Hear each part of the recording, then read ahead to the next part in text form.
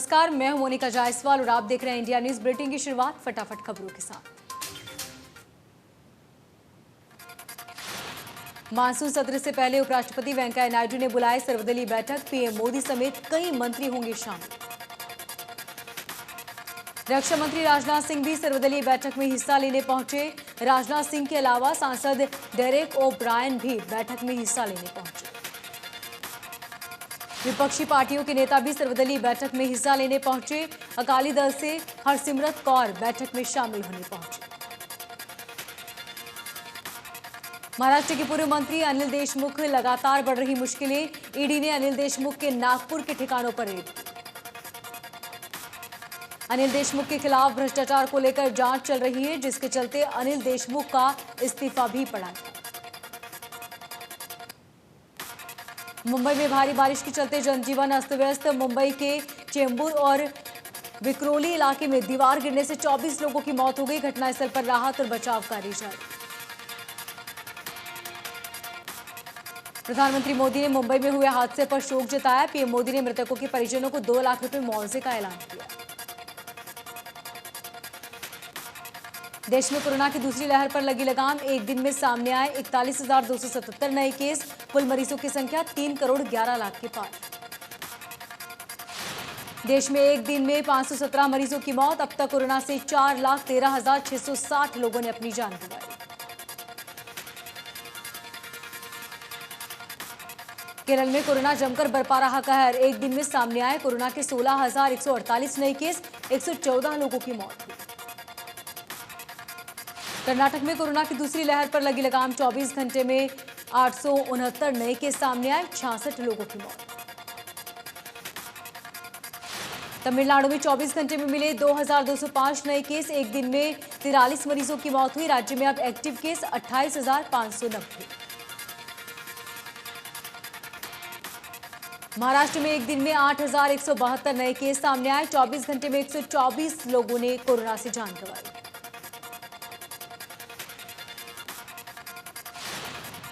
दिल्ली में कोरोना के नए मामले में भारी गिरावट, 24 घंटे में 59 नए केस मिले, 4 लोगों की मौत। उत्तर प्रदेश में फिर मिले 81 नए केस, 4 लोगों की मौत। कुल मरीज 17,07,000 के पार। प्रदेश में भी कोरोना के नए केस पर लगी लगाम, एक दिन में 41 नए केस, 24 घंटे में 7 लोगों की मौत। Active case 830। केरल में आरटी-पीसीआर रिपोर्ट को लेकर सरकार का फैसला। कोविड-19 रोधी टीके की दोनों खुराक ले चुके लोगों को अंतर्राज्यीय बस यात्रा और परीक्षा देने के लिए आरटी-पीसीआर की नेगेटिव रिपोर्ट अनिवार्य नहीं।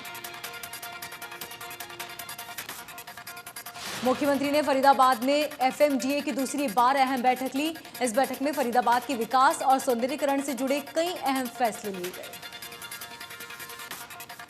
सीएम मनोहर लाल ने कहा कि मेरे दिल्ली आने को मंत्रिमंडल विस्तार से जोड़कर नहीं देखना चाहिए। हरियाणा के 8 जिले ऐसे हैं जिन्हें मैं दिल्ली आकर ही देखता हूं। मंत्रिमंडल विस्तार के कयास न लगाए जाए। सीएम मनोहर लाल केंद्रीय पर्यटन मंत्री जी किशन रेड्डी से मुलाकात की, जिसको लेकर सीएम ने कहा कि टूरिज्म डिपार्टमेंट के प्रोजेक्ट्स पर चर्चा हुई है। पिंजौर, राखीगढ़, महेंद्रगढ़ समेत पेंडिंग प्रोजेक्ट को आगे बढ़ाने पर मंथन हुआ।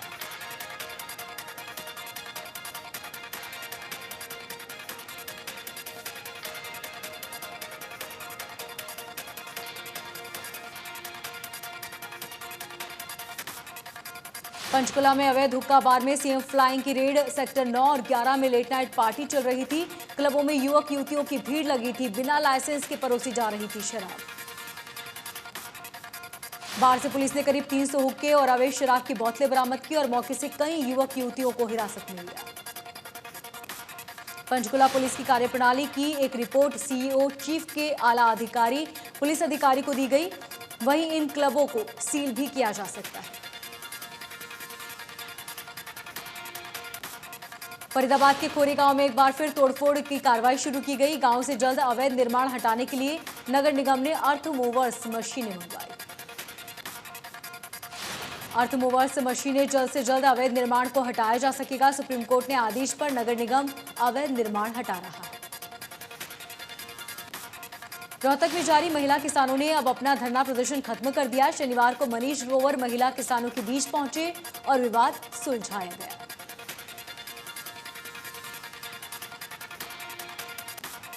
जिला प्रशासन ने बीजेपी नेताओं और किसानों से केनाल रेस्ट हाउस में बातचीत की, जिसमें 19 जुलाई को होने वाली महापंचायत को रद्द कर दिया गया। सिरसा में किसान नेता राकेश टिकैत ने कहा कि सरकार दिल्ली बॉर्डर के आंदोलन को डबवाली में शिफ्ट करना चाहती है, लेकिन किसान किसी भी सूरत में दिल्ली बॉर्डर से नहीं हटेंगे। राकेश टिकैत ने एक बार फिर दोहराया कि सरकार को कंपनियां चला रही है, किसी पार्टी की सरकार होती तो अब तक बातचीत हो जाती। 5 किसानों की गिरफ्तारी के मामले में टिकैत ने कहा कि सिरसा की कमेटी किसानों की रिहाई को लेकर आईजी से बातचीत करेगी, जिसको लेकर 20 सदस्यीय कमेटी बनाई गई है।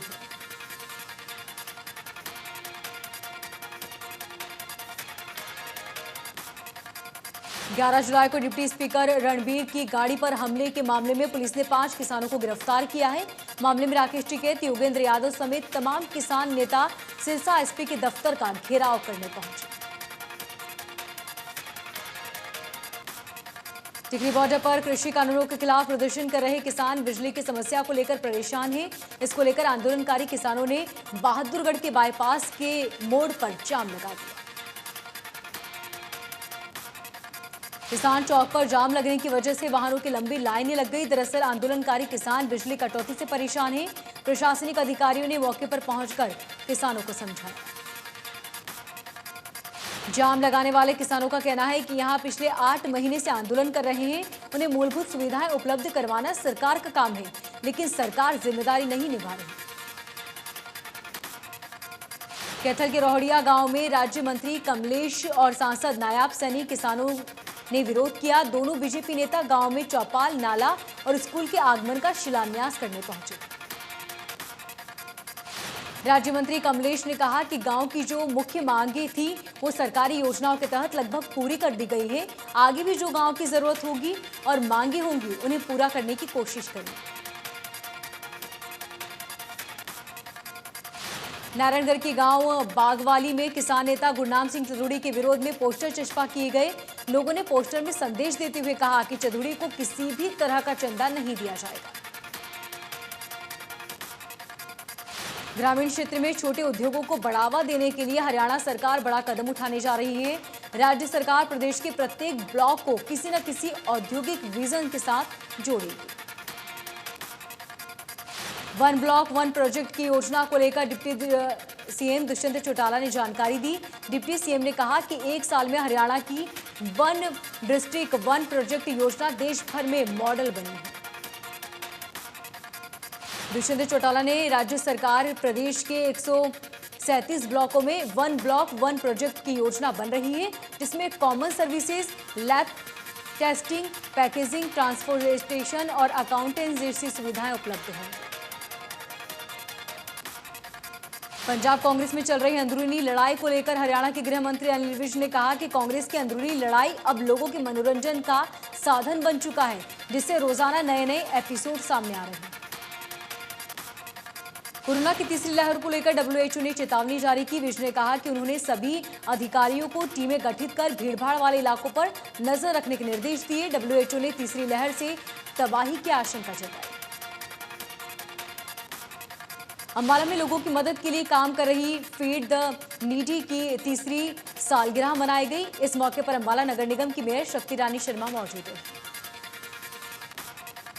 मेयर शक्ति रानी शर्मा ने केक काटकर टीम फीड द नीडी के साथ काम की तारीफ की। समाज सेवी संस्था फीड द नीडी 2018 में शुरू की गई थी।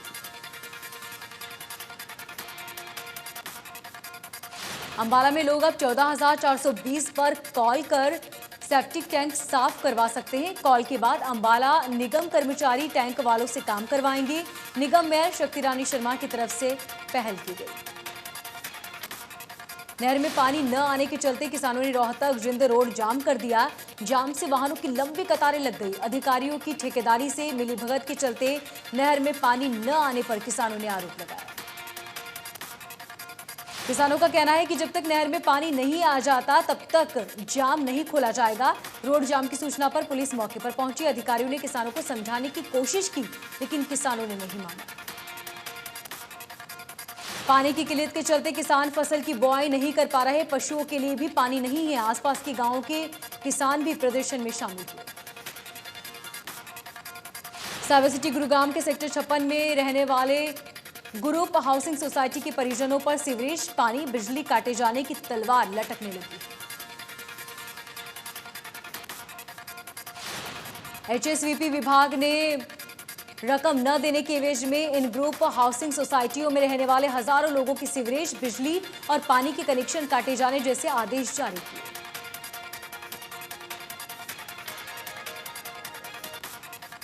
कोसली में भोगल बस्ती में रह रहे कबाड़ी का काम करने वाले बीपीएल कार्ड धारकों का कहना है कि उन्हें डिपो धारक राशन कम दे रहा है और राशन के हिसाब से रुपये भी ज्यादा वसूल रहे हैं। गोहाना के गांव अहमदपुर में ड्रेन नंबर 8 टूटने से करीब 200 एकड़ की फसल खराब हो गई। राय से विधायक मोहन लाल मौके का जायजा लेने पहुंचे। किसानों ने मुआवजे की मांग की। विधायक मोहन लाल ने किसानों को भरोसा दिया कि जितनी भी फसल बर्बाद हुई उसकी स्पेशल गिरदावरी कराकर मुआवजा दिया जाएगा। जल्द ही खेतों में भरे पानी को निकाला जाएगा। घरौंडा के सरकारी अस्पताल में कार्यरत आउटसोर्स कर्मचारियों ने वेतन और जॉइनिंग लेटर की मांग को लेकर प्रदर्शन किया। कर्मचारियों ने अपनी मांगों को लेकर स्वास्थ्य मंत्री अनिल विज को खत भी लिखा। सीएचसी में काम कर रहे करीब 40 कर्मचारियों को बीते 2 महीने से सैलरी नहीं मिली। हंटर ठेका कंपनी के खिलाफ रोज प्रदर्शन कर रहे आउटसोर्स कर्मचारियों ने सैलरी दिलाने की मांग की। गुरुग्राम में लाइसेंस और आरसी के लिए लोगों को विभाग के चक्कर नहीं काटने पड़ेंगे। विभाग लाइसेंस और आरसी वक्त पर नहीं देता तो 20,000 का जुर्माना वसूल होगा। लाइसेंस सिस्टम को लेकर शिकायतों पर एक्शन लेने पर एसडीएम ने फैसला लिया। एसडीएम ऑफिस से बनने वाले दस्तावेज समय पर नहीं मिले तो अधिकारी और कर्मचारी जिम्मेदार होंगे। इतना ही नहीं, तहसील के अंदर भी अब लोगों को किसी भी दस्तावेज बनाने के लिए टाइम नहीं खराब करना होगा। टोकन सिस्टम के साथ साथ ऑनलाइन सिस्टम को भी दुरुस्त कर लिया जाएगा। गोहाना के नागरिक अस्पताल में सेफ इंडिया फाउंडेशन के गोविंद रसोई की शुरुआत की गई। सीएमओ डॉक्टर जेएस पुनिया ने रसोई का शुभारंभ किया। सीएमओ ने बताया कि तीसरी लहर से निपटने के लिए सरकारी और प्राइवेट अस्पतालों में 3,450 ऑक्सीजन बेड की व्यवस्था की गई। सीएमओ ने कहा कि सीएचसी और पीएचसी पर ऑक्सीजन की व्यवस्था की गई है। विभाग हर हालत में निपटने के लिए तैयार। भिवानी के अधिकांश हिस्सों में गर्मी के साथ साथ पेयजल की समस्या भी बढ़ने लगी है। कहीं पेयजल सप्लाई नहीं हो पा रहा तो कहीं गंदा पानी लोगों के घरों में पहुंच रहा है। पानी की परेशानी को लेकर लोगों ने विरोध प्रदर्शन किया। साथ ही स्वच्छ पेयजल मुहैया कराने की मांग की। यमुनानगर के निजी कॉलेज में रीजनल ट्रांसपोर्ट अथॉरिटी विभाग की तरफ से यातायात नियमों की जागरूकता में सेमिनार किया गया। पलवल जिला स्वास्थ्य विभाग और जिला रेडक्रॉस सोसाइटी ने आर्य समाज न्यू कॉलोनी में वेरिफिकेशन शिविर लगाया। टीकाकरण नोडल अधिकारी महेश ने बताया कि कोरोना संक्रमण से बचने के लिए वैक्सीन लगाई। विश्व स्वास्थ्य संगठन कोरोना की तीसरी लहर पर अलर्ट है। पंचकुला में डायरिया के मामलों को लेकर स्वास्थ्य विधानसभा अध्यक्ष ज्ञानचंद गुप्ता ने अधिकारियों से रिपोर्ट ली। सीएमओ ऑफिस ने एक रिपोर्ट बनाकर स्वास्थ्य मंत्री अनिल विज को सौंपी। रिपोर्ट में डॉक्टर्स ने बताया कि अभयपुर में भारी संख्या में अवैध पानी का कनेक्शन लगे हुए हैं। कुछ कनेक्शन सीवरेज लाइन के साथ ही जिसमें लीकेज की समस्या होती है। सीएमओ ने बताया कि मामले में कई टीमें बनाई गई जो ग्राउंड लेवल पर काम कर रही है। स्लम एरिया अगले कुछ दिनों में कैंप लगाए जाएंगे। अंबाला के धूलकोट इलाके में 20 साल की युवती लावारिस हालत में भटकती हुई मिली, जिसकी सूचना स्थानीय लोगों ने पुलिस को दी। युवती उत्तर प्रदेश के जिला मुरादाबाद की रहने वाली है, जो कि ग्रेजुएशन की छात्रा है। युवती मंगलवार को अपने घर से चंडीगढ़ से बलजिंदर नामक युवक को मिलने के लिए निकली। पुलिस ने युवती के बारे में माता पिता को सूचित कर दिया है। घर वाले जल्द ही युवती को ले जाएंगे। इसी के साथ युवती की गुमशुदगी की रिपोर्ट भी दर्ज कर ली गई। अंबाला के 14 वर्षीय बच्चे ने एक्टर बनने की चाह में खुद का अपहरण का नाटक किया, लेकिन पुलिस ने बच्चे को 2 घंटे के भीतर ही परिजनों को सौंप दिया।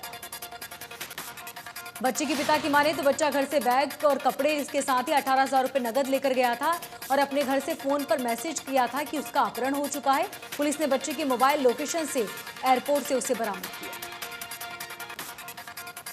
पुलिस के मुताबिक बच्चा फ्लाइट के जरिए एक्टर बनने की चाह में मुंबई जा रहा था। परिजनों का कहना है कि अभी बच्चा बहुत डरा हुआ है, उसे समझा दिया जाएगा। पलवल में हुड्डा सेक्टर 2 चौक पर बैंक में हुई 95 लाख रुपए की डकैती मामले में पुलिस बदमाशों की चंद कदम दूरी पर है।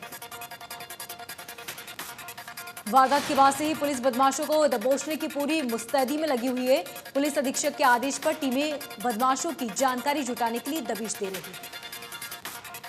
बैंक में जब लूट हुई उस वक्त कुल 3 करोड़ रुपए कैश मौजूद था। जल्दबाजी में लुटेरे बैंक से 95,57,000 रुपए अपने साथ ले जा पाए। फतेहाबाद के बनगांव में तेज रफ्तार कार से 5 साल के बच्चे की कुचलने से मौत हो गई। पुलिस ने शव का पोस्टमार्टम कर परिजनों को सौंपा। परिजनों का कहना है कि बच्ची रिश्तेदार के घर खेलने गई थी। बाहर खेलते वक्त तेज रफ्तार वाहन ने उसे अपनी चपेट में ले लिया। परिजनों ने कार्रवाई की मांग की। कुरुक्षेत्र में स्वास्थ्य विभाग की टीम ने लिंग जांच गिरोह का पर्दाफाश किया। मामले में 3 आरोपियों को गिरफ्तार किया। मामले की जानकारी देते हुए deputy civil surgeon doctor R K. Sahay ने कहा कि लिंग जांच गिरोह के बारे में सूचना मिली थी, जिस पर एक्शन लिया गया। करनाल में पश्चिमी यमुना नहर में फिर से एक महिला ने सुसाइड करने की कोशिश की। महिला ने नहर में छलांग लगा दी और डूबने लगी। पास खड़े लोगों ने महिला को बाहर निकाला। महिला के हाथ पर नीलम दिखाई दिया। वो कहां की रहने वाली है, पूरा मामला अब तक नहीं पता चला। महिला के पास से फोन भी मिला है, जिसे पुलिस ने जब्त कर लिया है। रेवाड़ी में 6 जून को रेलवे ट्रैक पर संदिग्ध हालत में मिले शख्स के शव के मामले में पुलिस एसआईटी का गठन किया गया। मृतक के पिता का आरोप है कि उसके बेटे की हत्या की गई।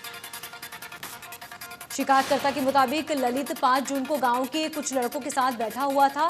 सुबह उनके बेटे की मौत की सूचना मिली। मौत के बाद शख्स के सिर पर चोट के निशान भी थे। पानीपत के मॉडल टाउन में शख्स की आत्मदाह मामले में शव को परिजन ले जाने से इनकार कर दिया। मृतक के चचेरे भाई का आत्मदाह के लिए उकसाने का आरोप। पुलिस ने मामला दर्ज कर जांच शुरू की। गुरुग्राम सेक्टर 56 में दबंगों ने मां बाप को बुरी तरह से पिटाई कर दी। बताया जा रहा है कि करीब 6 लोगों ने लाठी डंडों से दोनों को पीटा। घटना सीसीटीवी में कैद। पुलिस कर रही मामले की जांच।